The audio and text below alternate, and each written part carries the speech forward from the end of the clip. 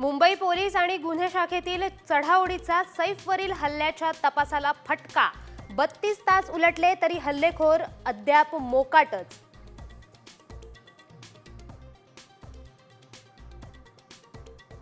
धनंजय मुंडेंच्या कार्यकाळात धोरण कशासाठी बदललं? हायकोर्टानं राज्य सरकारला मागितलं स्पष्टीकरण।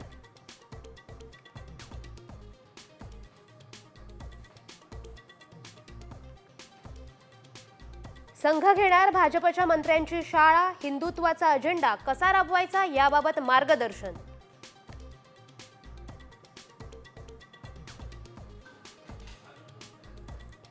पालकमंत्रीपदाचा तिढा पुढील आठवड्यात सुटण्याची शक्यता। अंतिम निर्णयासाठी महायुतीची 2 दिवसात बैठक। रायगड, बीड, सातारा, जळगाव वरून वाद।